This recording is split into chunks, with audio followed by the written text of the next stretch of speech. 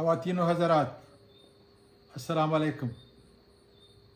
आज के इस मुख्तसर वीडियो पैगाम में मैं 4 निकात पे बात करूँगा।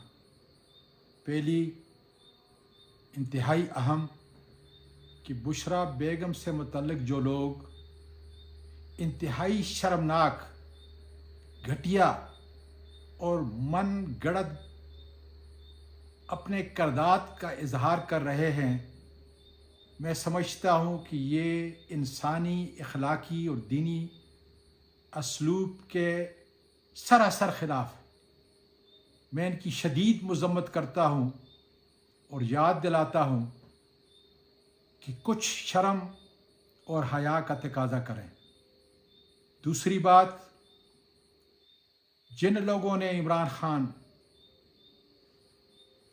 को जेल में डाला हुआ है, उनका मतम नज़र क्या है कि इस मुल्क को उन्होंने अमली तौर पर ग़ुलाम बना दिया है, हमारे एसाब पर सवार हो चुके हैं, हमारी सोच को बदलना चाहते हैं। इसलिए इमरान खान की जान को इंतहाई ख़तरा है।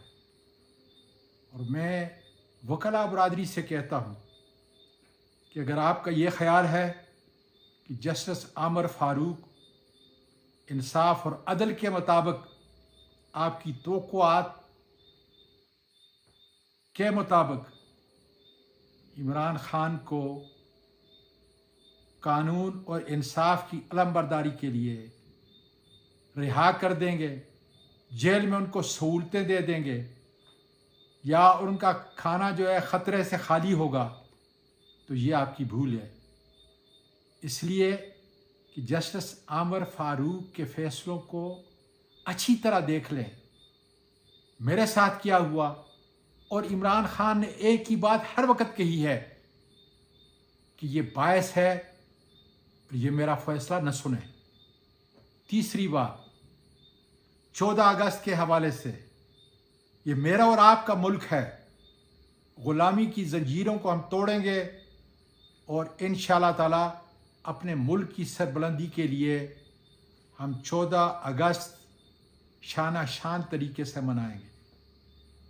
और आखिरी बात, कि आज निगरान वज़ीर आज़म का तकर्रर हो चुका, सेनेटर अनवारुल हक काकड़ इंतहाई सुलझा जैसा इंसान है, लेकिन इस्टेब्लिशमेंट ने उसको चुना है, इसलिए यह अब उसका इम्तिहान है कि क्या कानूनी और आईनी तकाज़ों को पूरा करते हुए 90 दिन के अंदर इलेक्शन होगा या नहीं होगा। पाकिस्तान पाइंदाबाद।